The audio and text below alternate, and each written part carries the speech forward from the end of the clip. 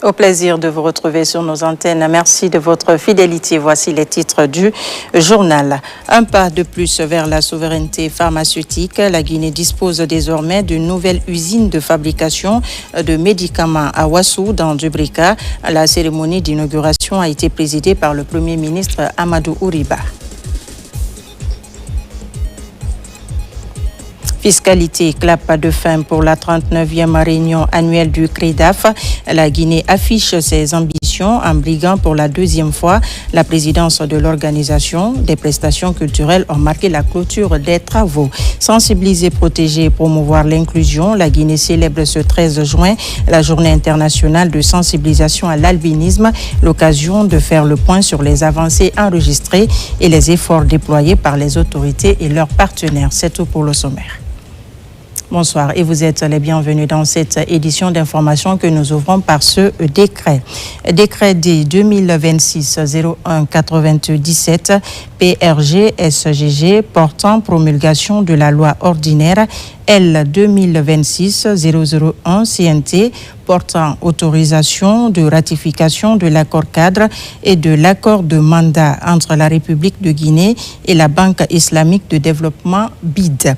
Le président de la République, vu la Constitution, décrète, article 1er, est promulguée la loi ordinaire L 2026-001 CNT portant autorisation de ratification de l'accord cadre et de l'accord de mandat entre la République de Guinée et la Banque islamique de développement BID relatif au financement du projet de construction du corridor routier régional Guinée-Sénégal, tronçon Mali-Gadalougué, signé le 19 juin 2025. Article 2. Le présent décret, qui prend effet à compter de la date de sa signature, sera enregistré et publié au journal officiel de la République. Conakry, le 13 juin 2026, signé président Mamadi Doumbouya. Culture et développement au cœur du programme Simandou 2040. Les autorités guinéennes ont lancé à Conakry la première vague du pilier 2 dédiée à la promotion des industries culturelles et du patrimoine national, une initiative qui s'inscrit dans la vision de transformation portée par le programme Simandou 2040. Les détails avec le sous-lieutenant Aboubakar Kamano, correspondant de la presse militaire. La transformation d'une nation ne se construit pas uniquement à travers les infrastructures et les investissements économiques. Elle se construit aussi à travers son identité, ses valeurs et sa culture. En Guinée, cette vision occupe désormais une place importante dans la mise en œuvre du programme Simandou 2040. Quelques jours après le lancement du pilier 1 consacré à l'agriculture, l'industrie alimentaire et le commerce, le chapiteau Baye Issa a accueilli ce vendredi 12 juin 2026 la cérémonie officielle de lancement de la vague 1 du pilier 2 dédié à la culture. Une cérémonie présidée par le ministre secrétaire général de la présidence de la République, le général Amara Kamara, en présence du ministre directeur des cabinets de la présidence et président du comité stratégique de Simandou Giba Diakité, ainsi que plusieurs membres du gouvernement. À travers cette journée, le secteur culturel entame une nouvelle phase dans l'opérationnalisation du programme Simandou 2040. Dans son intervention, le général Amara Kamara a rappelé le rôle essentiel de la culture dans l'éducation, la sensibilisation et l'émancipation des peuples. Il est également revenu sur les ambitions du programme Simandou 2040, pensé pour répondre durablement aux attentes des populations. Des jours qui ont succédé la prise de responsabilité du président de la République. Il a pensé pour qu'un pays il se développe à l'horizon dont il a dit qu'il fallait s'occuper du ventre des Guinéens. C'est ce qui représente le pilier 1. Mais il est aussi profondément convaincu qu'une société, son âme même, c'est sa culture. Et cette culture, si on doit éduquer nos enfants, ça devrait être bâti sur nos valeurs culturelles. Je suis honoré, au nom de son Excellence, Monsieur le Président de la République, chef de l'État, chef suprême des armées, de lancer officiellement les travaux du pilier 2, éducation et culture, à son volet culture, le programme de développement socio-économique responsable de la Guinée pour les 15 prochaines années. Vive la Guinée, terre de richesse et d'innovation. Prenant la parole, le ministre de la Culture, du Tourisme et de l'Artisanat Moussa Moïse Silla a présenté plusieurs projets et réformes de son département, notamment 10 projets phares dans le domaine de la culture et 10 autres dans le secteur touristique. Le ministre a également évoqué les progrès enregistrés dans le tourisme, tout en réaffirmant l'ambition de faire de la Guinée un véritable pôle d'attraction touristique et culturelle. Profitant de cette occasion, Moussa Moïse Silla a salué la vision du président de la République, le général Mamadi Doumbouya, pour la transformation structurelle du pays. Il a été confié à mon département, dans le cadre de cette vague 1, la réalisation de 35 projets et programmes structurants, dont 13 sont déjà en cours d'exécution et 22 nouveaux projets. Ces 35 projets se répartissent comme suit: 13 dans le domaine de la culture, 19 dans le domaine du tourisme et 3 dans l'artisanat. Pour cette première vague, et afin d'améliorer concrètement et rapidement le quotidien de nos concitoyens, nous avons retenu un portefeuille emblématique: 10 projets pour la culture, 10 projets pour le tourisme, un programme phare pour l'artisanat. À eux seuls, les premiers projets engagés représentent un volume d'investissement de près de 2 970 milliards de francs guinéens. Derrière chacun de ces montants, il y a un territoire, il y a des emplois et une fierté retrouvée. Le Palais de la Culture et des Arts, Mamadi Doumbouya, une infrastructure capable d'accueillir 5000 places assises en salle, des espaces modulables de réunion, de diffusion, d'exposition et plus de 20 000 places à l'extérieur pour des spectacles en plein air. Le monument culturel Nimba, qui va également être érigé sur la crête du plateau de Koloma. En matière de culture, nous entendons préserver et valoriser l'identité guinéenne. En matière de tourisme, nous engagerons la transformation de notre culture et de notre nature en véritable économie de destination. Notre pays recèle de plus de 400 sites touristiques, dont 274 sites naturels, 13 sites historiques, 333 km de côtes, un trésor qui ne contribue pourtant aujourd'hui qu'à moins d'1% de notre produit intérieur brut. Les choses doivent changer. Les projets que nous lançons ne sont pas des dossiers, ce sont des destins, ce sont des emplois pour nos jeunes, des revenus pour nos artisans, des visiteurs qui découvriront la beauté de notre pays et repartiront ambassadeurs de notre nation dans le monde. De son côté, le délégué général de l'unité d'exécution du programme Simandou, Mamadou Angelo Diallo, a insisté sur le rôle stratégique de la culture dans la création d'emplois, la valorisation du capital humain et le développement économique durable. Aujourd'hui, toutes les nations du monde clament leur souveraineté. Mais le premier socle d'une souveraineté nationale, c'est notre identité culturelle. C'est cette identité culturelle qui nous permet de définir nos valeurs, de protéger nos valeurs et d'être une nation aux yeux des autres. Il est extrêmement important que cette vision sur l'identité culturelle ne soit pas exprimée seulement en rhétorique, mais qu'elle soit traduite en action. Et c'est ce que Monsieur le Président de la République, Monsieur le Président Mamadi Doumbouya, a traduit en vision et de la vision en projet, des projets en action. Je vous souhaite plein succès dans la noble mission que vous avez de faire rayonner notre pays sur le plan de la culture. Nous sommes avec vous. Des photos de famille suivies d'un cocktail ont mis fin à cette cérémonie qui marque une nouvelle étape dans la mise en œuvre du programme Simandou 2040. Je vous le disais dans les titres, renforcer la production locale de médicaments et réduire la dépendance aux importations, c'est l'ambition de la nouvelle usine pharmaceutique inaugurée à Ouassou dans la préfecture de Dubrika, portée par le groupe Odav Pharmacie Guinée. C'est un investissement majeur qui marque une nouvelle étape dans la politique de souveraineté sanitaire de la Guinée. Reportage de Hadiatou Bari. C'est un investissement majeur pour le secteur de la santé et de l'industrie en Guinée. À Ouassou, dans la préfecture de Dubrika, l'usine Odav Pharma Guinée ouvre officiellement ses portes. Construite sur une superficie de 20 hectares, cette unité industrielle est destinée à produire localement des médicaments essentiels afin de répondre aux besoins des structures sanitaires du pays. Au cours de la visite des installations, les autorités ont découvert une usine dotée d'une importante capacité de production. jusqu'à 6 000 flacons injectables, 15 000 comprimés et 5 000 flacons de sirop pédiatrique par heure. Des produits destinés à prendre en charge les pathologies les plus fréquentes en Guinée. L'unité industrielle que nous inaugurons ce jour n'est pas seulement un bâtiment, c'est un écosystème de production moderne, conçu, équipé selon les normes internationales les plus exigeantes, intégrant des lignes de fabrication et de conditionnement capables de produire les médicaments essentiels destinés à nos populations.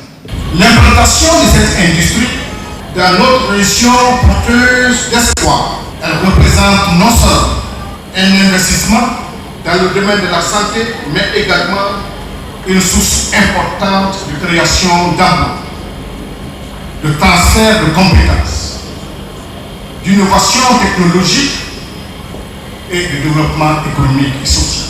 Au-delà de son impact sur la disponibilité des médicaments, l'usine prévoit la création de 500 emplois directs et plus de 2000 emplois indirects. Avec cette inauguration, la Guinée compte désormais 3 unités de fabrication pharmaceutique, une avancée importante dans la stratégie nationale de réduction des importations de produits pharmaceutiques et de renforcement de la souveraineté sanitaire. Au-delà de l'acte inaugural, ce moment porte une signification plus profonde. Il traduit le mouvement d'un pays qui choisit de produire davantage, de dépendre moins et de bâtir progressivement les fondations d'une souveraineté sanitaire.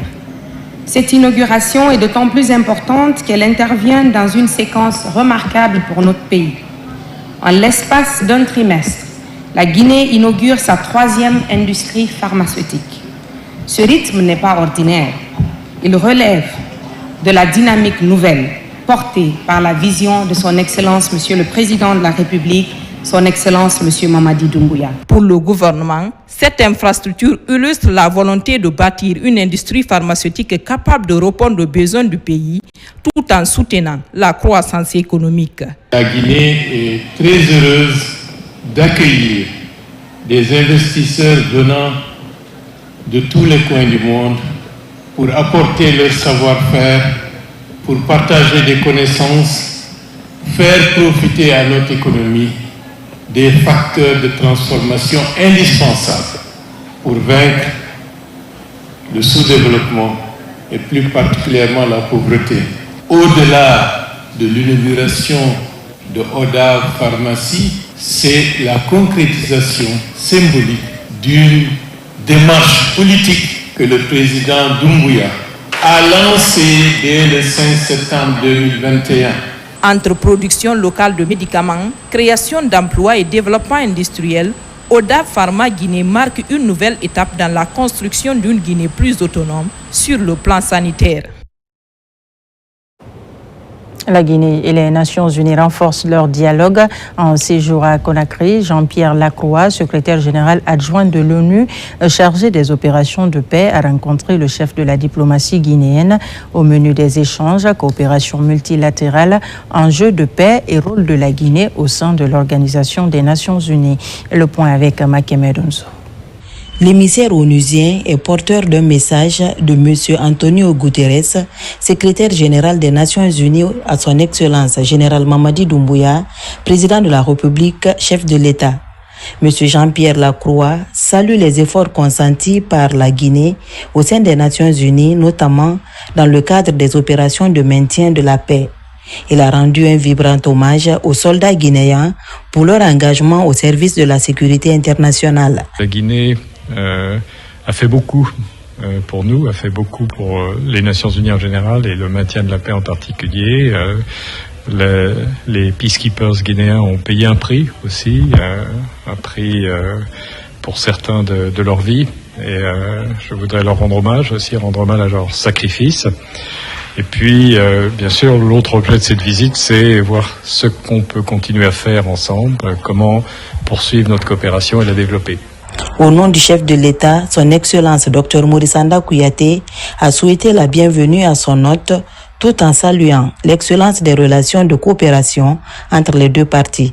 Il est là avec un message du secrétaire général des Nations Unies qu'il va transmettre au chef de l'État, au président de la République. Et comme il l'a dit tout à l'heure, la Guinée et les Nations Unies, c'est une longue histoire mais une bonne histoire aussi, la place de la Guinée depuis notre adhésion à cette organisation multilatérale.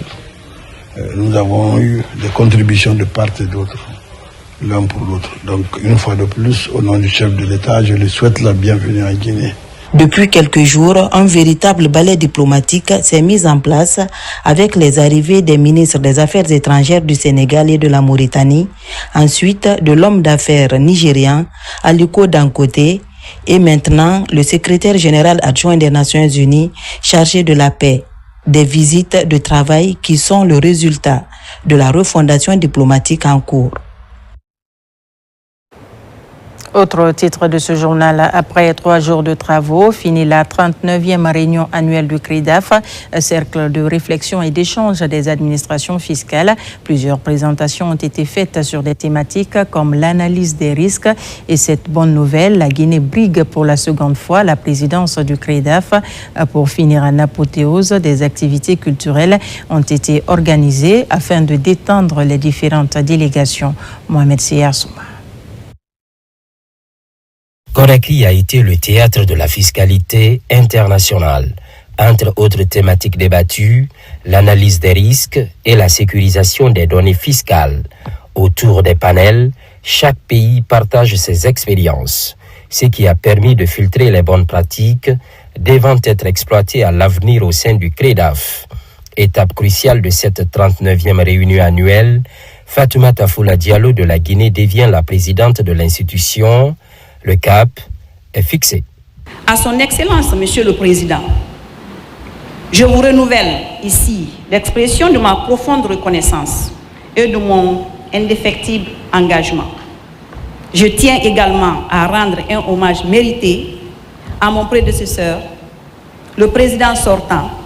Je veillerai à ce que nos travaux débouchent sur des propositions opérationnelles, à ce que les voix des pays membres soient portées avec force au sein des instances internationales.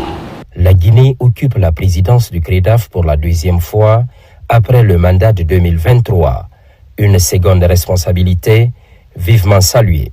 Le CREDAF continuera de vous accompagner à travers ces séminaires, ces groupes de travail thématiques, ces plateformes d'échange, ces projets de formation. Je veux pour conclure adresser mes vœux de plein succès à Madame Fatoumata Foula Diallo, nouvelle présidente du CREDAF. Alors que s'achèvent nos travaux, une conviction s'impose.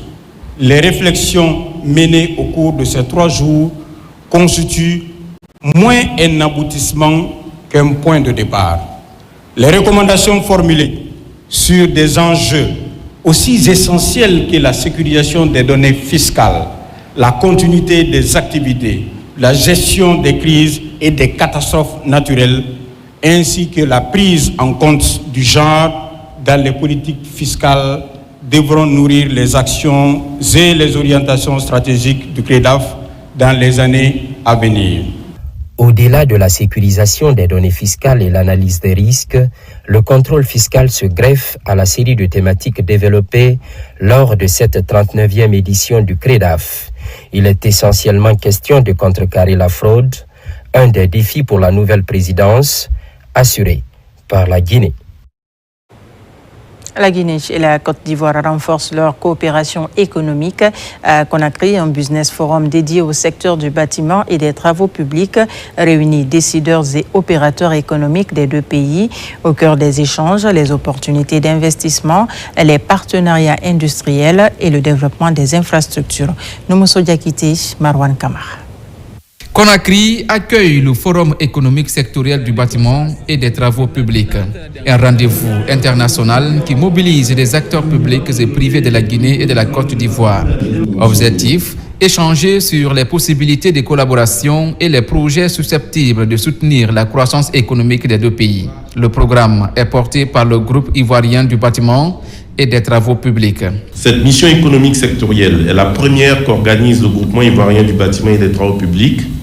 Et le choix de sa première destination a été porté sur la Guinée.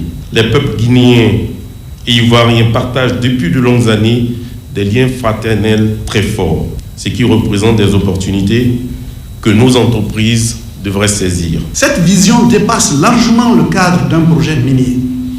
Elle porte l'ambition de construire une économie plus diversifiée, plus industrialisée, afin de transformer le maximum de matières premières sur place. Cette initiative intervient dans un contexte marqué par l'ambitieux chantier de refondation engagé par les autorités guinéennes.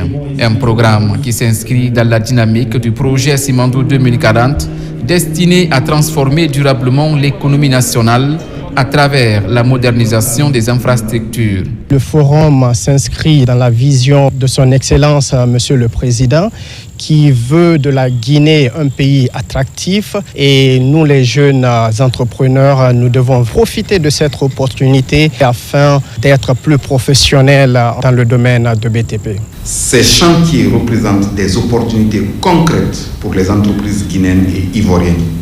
Ils appellent des partenariats solides, des transferts de compétences et des montages financiers innovants. Au-delà des échanges institutionnels, ce forum est aussi une opportunité pour les entreprises de nouer des partenariats et d'explorer de nouvelles perspectives d'investissement. Il témoigne l'engagement commun de la Guinée et de la Côte d'Ivoire à renforcer une coopération économique durable fondée sur des intérêts partagés et une vision de développement à long terme.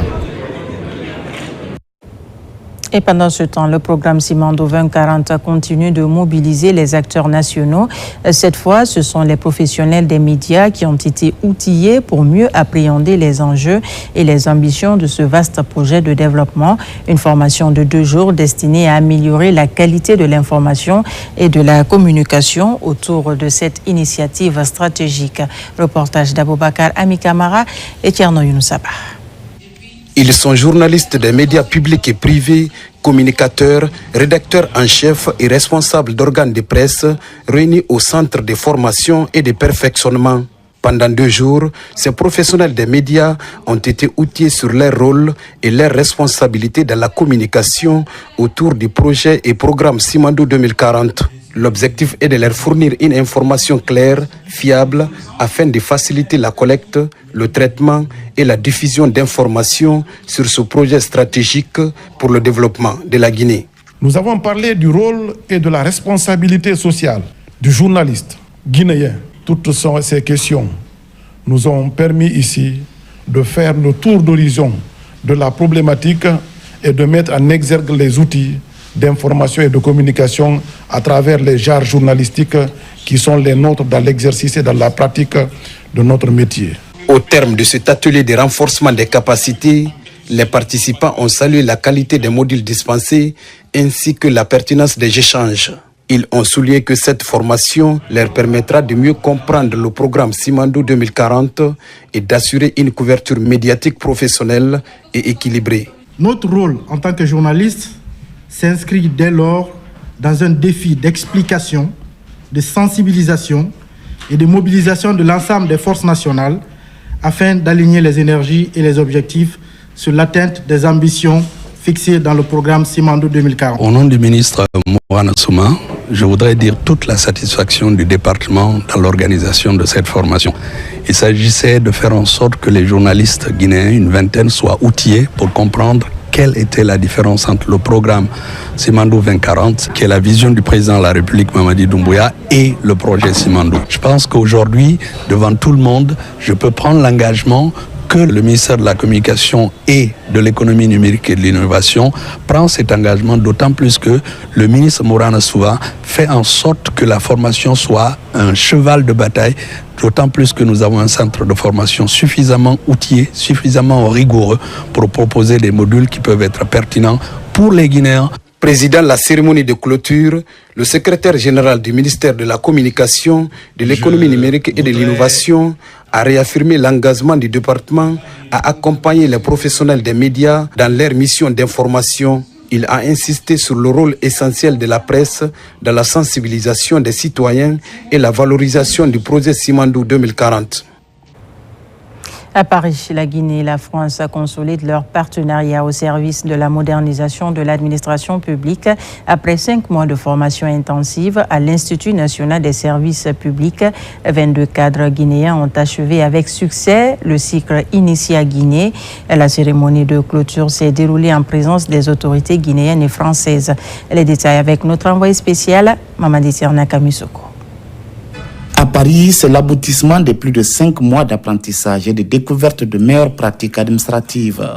22 cadres guinéens achèvent avec succès le cycle initié à Guinée, un programme de formation conduit en partenariat avec l'Institut national du service public français. Cette session a permis aux participants de renforcer leurs compétences dans plusieurs domaines stratégiques de l'action publique. Nous avons découvert, analysé et compris les multiples dimensions de la gouvernance publique, allant de la posture du manager moderne au pilotage des politiques publiques par la donnée, en passant par la gestion des projets de développement, la transformation numérique, l'administration territoriale et la transition écologique.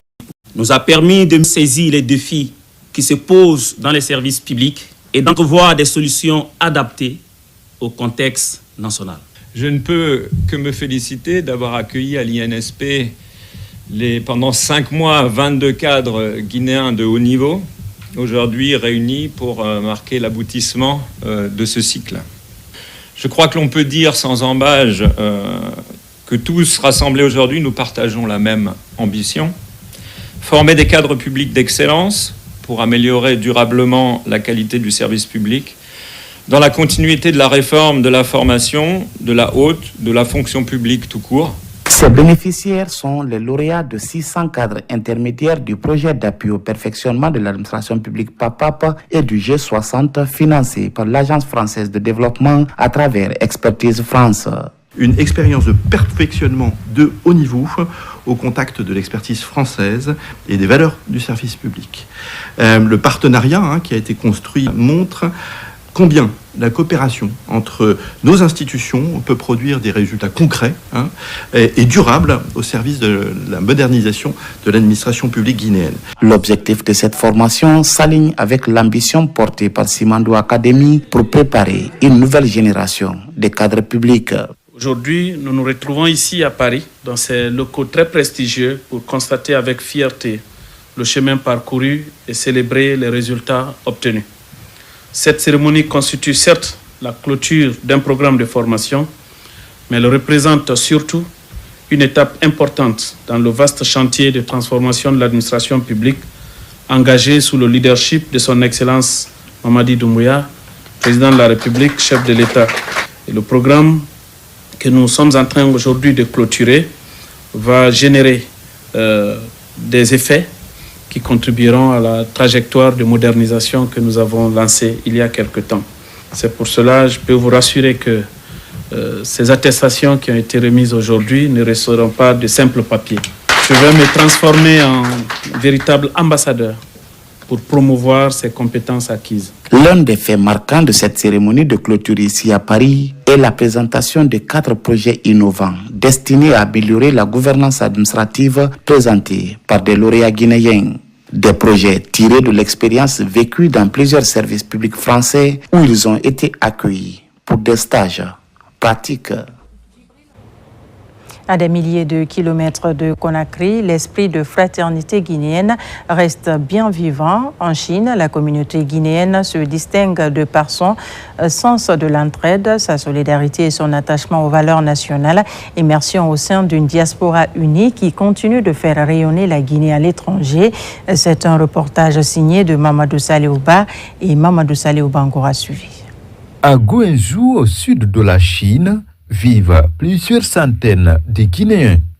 Loin de leur terre natale, ces Guinéens établis dans cette métropole dynamique ont développé un esprit de solidarité pour faire face aux défis de la vie à l'étranger.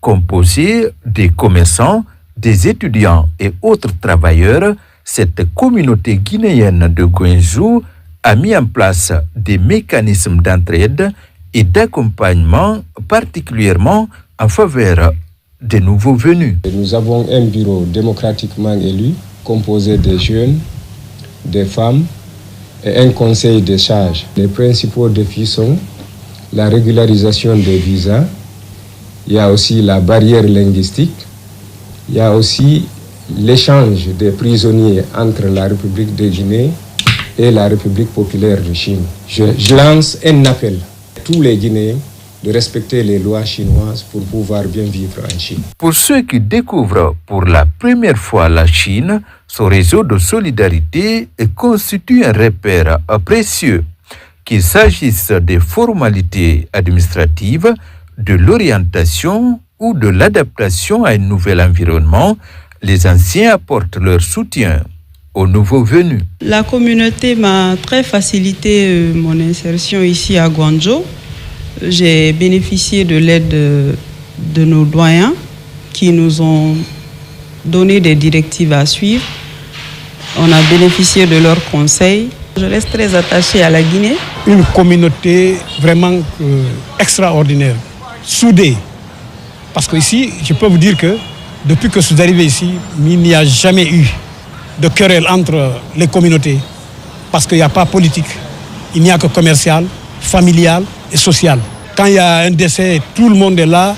C'est un seul Guinéen. Depuis 3 mois, quelque chose a changé dans la vie des Guinéens de cette métropole économique. La Guinée a installé sur place un consulat général pour mieux rapprocher ses ressortissants des services consulaires et faciliter les démarches administratives. Par vocation principale, le consulat est là pour les préoccupations de sa communauté, de sa base. Le président a donné le ton lors d'ouvrir le consulat, c'est pour eux. C'est pour au moins les servir et les donner tout ce qui est possible en termes de documents administratifs. Loin de la mère patrie, ces Guinéens installés à Guangzhou constituent un bel exemple d'intégration et de vie en société. À partir de leur ville d'accueil, ils participent activement au développement de la Guinée. De retour à Conakry, la Guinée renforce sa stratégie d'adaptation aux effets du changement climatique dans le secteur halieutique. À Conakry, la première session du comité de pilotage du projet Kunki a réuni les acteurs concernés autour des enjeux de résilience climatique, de pêche et d'aquaculture. Une initiative qui s'inscrit dans l'ambition des autorités de faire de l'économie bleue un levier de croissance durable. Reportage de Al-Gassi Mouba. C'est une étape décisive dans la gouvernance du projet Kunki. Autour de la même table, les représentants des départements ministériels concernés, les partenaires techniques et les acteurs du secteur examinent les mécanismes devant garantir une mise en œuvre efficace de ce programme ambitieux. Cette première session permet également d'examiner les priorités opérationnelles, les mécanismes de coordination interinstitutionnelle ainsi que les résultats attendus dans les différentes zones d'intervention du projet. Il a été question de valider le plan du budget annuel, également de voir dans la planification des activités les manquements et les ajustements qu'on pourrait faire pour que la mise en œuvre du projet soit en lien avec la politique du gouvernement.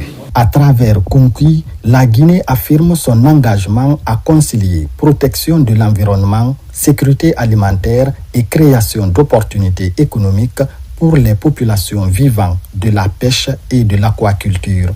Un projet qui traduit la détermination des autorités à bâtir un secteur halieutique plus résilient et plus compétitif. Le projet est venu pour résoudre les principales contraintes du secteur de la pêche. Globalement, tous les aspects sont pris en compte, même l'aspect JAR. Dans un contexte marqué par les effets du changement climatique sur les écosystèmes marins et continentaux, le projet Kunki se positionne comme un levier stratégique pour renforcer la résilience des communautés de pêcheurs, promouvoir une aquaculture durable ou encore préserver les ressources halieutiques du pays.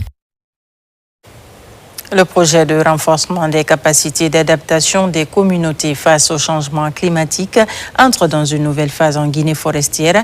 À Zérékoré, la validation d'un rapport d'études réalisé dans la zone d'intervention du projet regroupe les acteurs de mise en œuvre. Il s'agit d'amender le contenu et le valider avant sa dissémination dans les communautés cibles pour une amélioration continue de la résilience face aux effets du changement climatique. Lancé Kamisoko est notre correspondant sur place. C'est le résultat d'une étude menée au sein des localités cibles du projet d'adaptation des communautés face au changement climatique en Guinée forestière. Il s'agit d'intégrer les informations météorologiques dans les calendriers agricoles des paysans afin de minimiser les effets du dérèglement climatique.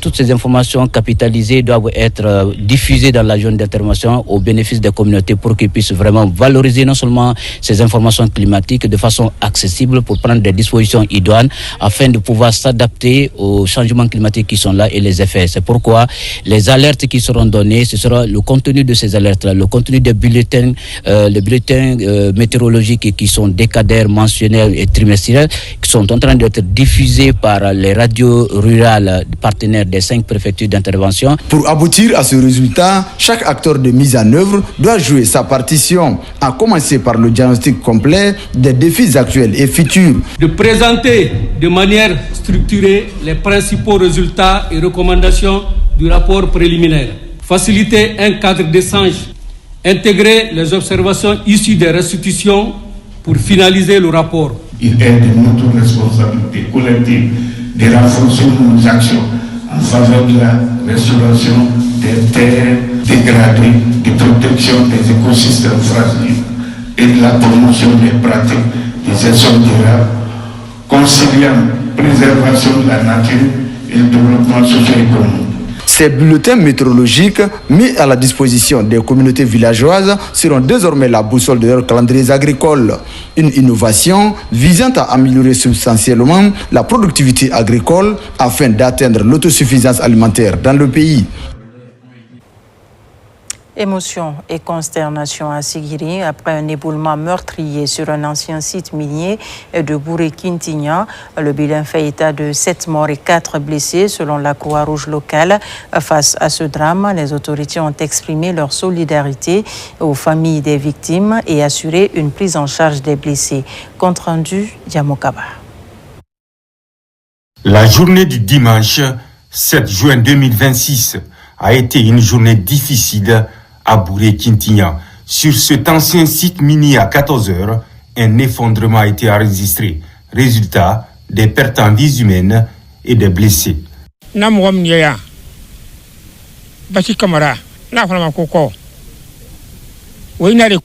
avons appris la nouvelle, mes hommes qui sont ici ont commencé la recherche. Le premier jour, nous avons trouvé 3 personnes. Après, nous avons informé notre chef basé à Sigiri.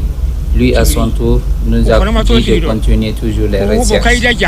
La société Saga nous a donné une machine pour faciliter la recherche. Et le deuxième jour, nous avons retrouvé 4 personnes, ce qui fait 7 corps. Le DPS avait pris toutes les dispositions à travers les structures existantes qui ont été prises en charge. Donc, c'est des blessés légers. Et nous présentons vraiment aux familles éplorées nos condoléances les plus attristées au nom de Madame la ministre de la Santé et de l'Hygiène publique, Madame Kaïté Sall. Des jours après l'éboulement, l'émotion est toujours immense. Pour remonter le moral, le gouvernement démontre sa solidarité. Le gouverneur de Kankan porte ici la voix du chef de l'État. Un large élan de solidarité nationale. En guise d'hommage et de compassion, Colonel Ali Badara manifeste la profonde tristesse de Mamadi Doumbouya, président de la République. Pour la présence des autorités à tous les niveaux, c'est pour partager la douleur. C'est une mission qui vient pour adresser la compassion. Les communautés, c'est des frères et sœurs de Quintignan dans la préfecture de Sigiri.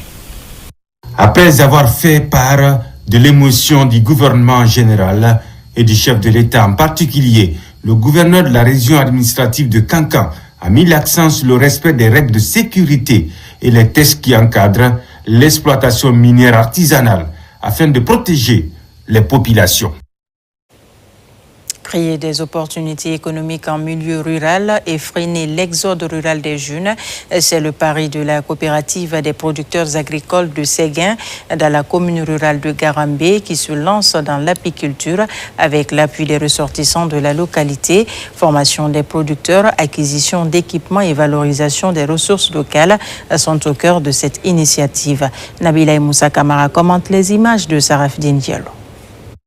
Pour son lancement, la coopérative des producteurs agricoles de Séguin choisit de miser sur l'apiculture. Grâce à l'appui des services techniques du ministère de l'Élevage, les membres bénéficient de formations et d'équipements adaptés. Une initiative qui vise à créer des opportunités économiques locales et à freiner l'exode rural des jeunes dans la localité. On a jugé nécessaire de trouver quelque chose à faire dans notre sous-préfecture.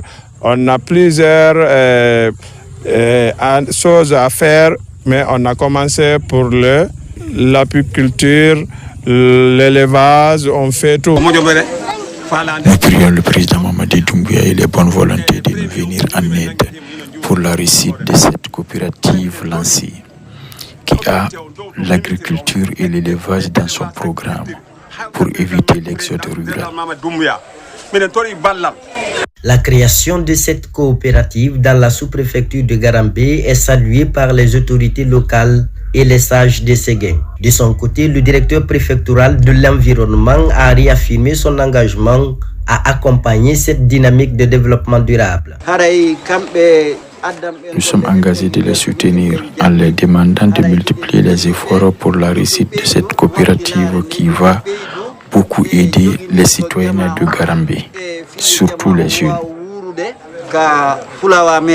Cette jeune coopérative qui a pris cette initiative est la Copa Sega, coopérative des producteurs agricoles de Séguin, de s'orienter dans l'apiculture. Parce que quand tu parles d'apiculture, c'est qu'il faut qu'il y ait les espèces forestières. Au-delà de l'apiculture, cette coopérative entend jouer un rôle moteur dans le développement de la localité. Plusieurs projets structurants figurent déjà dans son plan d'action pour améliorer les conditions de vie des populations. Et puis, le Bureau guinéen du droit d'auteur fait le point sur sa gestion financière. Réunis en session extraordinaire, les membres du conseil d'administration ont passé en revue les opérations de recouvrement et de répartition des droits d'auteur, un exercice de reddition de comptes au cœur de la gouvernance de l'institution. Quelles conclusions retenir de cette session? Éléments de réponse avec Mamadou Djoumaba et Ousmane Ba. Au cours de cette session extraordinaire, la gestion des ressources financières du Bureau guinéen du droit d'auteur est passée au peigne fin. Le processus concerne les recouvrements et la répartition des droits sur toute la chaîne.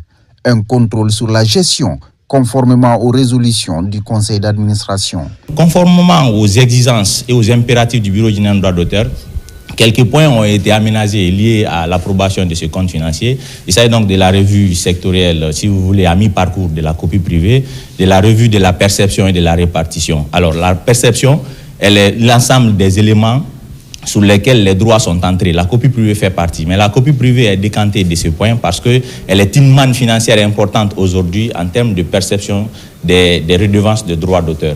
Elle fera donc l'objet d'examen et l'ensemble des droits seront examinés en termes de recouvrement qu'on appelle perception et aussi en termes de répartition qu'on appelle l'obligation du Bureau guinéen de droit d'auteur à l'égard des ayants droit. Au menu des débats, 5 points spécifiques sur la transparence dans la gestion des droits. Une gestion qui s'avère reluisante aux yeux du conseil d'administration. Nous avons une équipe qui maîtrise parfaitement le mécanisme et nous, je pense que 2027 va nous servir d'aller vendre le modèle guinéen à l'international en commençant par l'Afrique de l'Ouest, nos voisins, pour aller vers d'autres horizons. Ça veut dire aujourd'hui que à partir de l'assistant qui est au BGDA jusqu'à nous qui sommes administrateurs, passant par la direction générale, nous maîtrisons parfaitement les outils qui nous permettent aujourd'hui de rendre nos auteurs heureux. Donc les perspectives sont très bonnes. Les résultats obtenus ouvrent la voie à de nouvelles perspectives permettant d'améliorer davantage la gestion des droits d'auteur au bénéfice des acteurs culturels, créateurs d'œuvres. Dans le secteur de l'éducation, briser les tabous et garantir la dignité des jeunes filles en milieu scolaire. À Conakry, les autorités éducatives ont procédé au lancement d'un projet de lutte contre la précarité menstruelle dans les écoles. Une initiative portée avec l'appui de partenaires sanitaires et appelée à être étendue progressivement à l'ensemble du pays. On en sait plus avec Abdulaziz Baldé. Chaque mois, des milliers de jeunes filles en Guinée manquent les cours pour une raison purement biologique, faute d'accès à des protections hygiéniques adaptées. C'est pour mettre fin à cette injustice silencieuse que la campagne Menstrue sans tabou a officiellement pris vie ce matin à Koleya, dans la commune de Matam. Portée avec vigueur par le ministère de l'Éducation nationale à travers sa direction nationale de la santé scolaire, ce projet s'attaque de front à un sujet encore trop souvent relégué dans l'ombre. Une fille sur 4 manque l'école pendant 3 à 5 jours chaque mois, faute de protection hygiénique adaptée. Nous ne pouvons pas accepter qu'un phénomène naturel propre à la condition féminine devienne un facteur d'exclusion scolaire. Dans ce combat pour l'équité, le gouvernement guinéen n'est pas seul. Des partenaires techniques et financiers de premier plan, à l'instar de l'Organisation mondiale de la santé et du groupe Total Énergie, se mobilisent.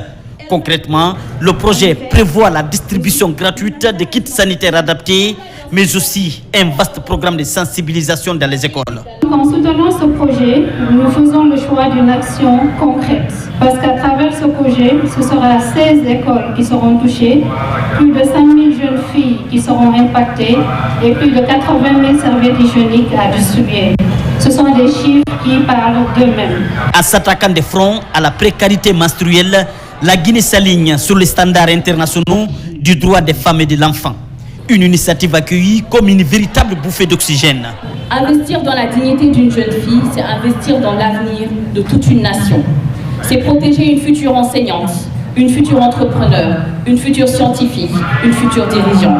Je renouvelle ici notre engagement à poursuivre cette dynamique afin qu'aucune fille ne soit laissée de côté. Je pense que l'État déjà est en train de prendre les mesures parce que déjà le ministre était là. Je pense que vraiment c'est une chose qui est vraiment bien. Ça peut aider aux jeunes filles de se sentir suite à leur menstrues. Au-delà de la distribution matérielle, le grand défi de cette campagne reste la sensibilisation. Libérer la parole dans les classes pour que les menstruations ne soient plus synonymes de honte ou de discrimination, mais simplement de vie. Et pour terminer, la Guinée célèbre ce 13 juin la journée internationale de sensibilisation à l'albinisme, placée sous le thème « Je suis fier de ma peau ». Célébrons toutes les couleurs de peau. Cette journée met en lumière les progrès réalisés dans la protection et l'inclusion des personnes atteintes d'albinisme. À cette occasion, notre rédaction revient sur les actions menées pour promouvoir la sensibilisation et lutter contre les préjugés. Mohamed De Camara. La journée internationale de sensibilisation à l'albinisme est célébrée le 13 juin de chaque année. Elle a été instaurée par les Nations Unies pour promouvoir les droits à l'inclusion et à la protection des personnes atteintes d'albinisme à travers le monde. Cette 12e édition reprend le thème « Fier de ma peau, célébrons toutes les couleurs de peau ». La Guinée a été le premier pays à protéger par la loi les personnes atteintes d'albinisme adoptées le 30 avril 2021. Notre pays, la Guinée, est l'un des rares à avoir une loi spécifique sur l'albinisme. Cette loi n'est pas un ordonnement de tiroir, elle prévoit un ensemble de dispositions permettant une meilleure prise en compte des préoccupations et des spécifications liées à l'albinisme. Il apparaît aujourd'hui dans l'ensemble, la plupart des dispositions au niveau international, que l'albinisme, c'est aussi une forme de handicap. Le texte classe des personnes vulnérables et impose à l'État l'obligation de garantir leurs droits à la santé, à l'éducation et l'emploi. Il prévoit aussi des sanctions lourdes contre les crimes rituels. L'albinisme est une anomalie génétique et héréditaire et ne pas disposer de mélanine dans son corps au niveau de la peau peut prédisposer cette personne-là à des risques majeurs. L'intervention de l'État ne se limite pas à l'aspect juridique. La République de Guinée, en faveur des personnes atteintes d'albinisme, prévoit maintenant, depuis pas moins de 4 ans, une vaste opération de distribution de kits de protection individuelle. Ces kits sont essentiels. On estime le nombre de personnes atteintes d'albinisme entre 1600 et 2000.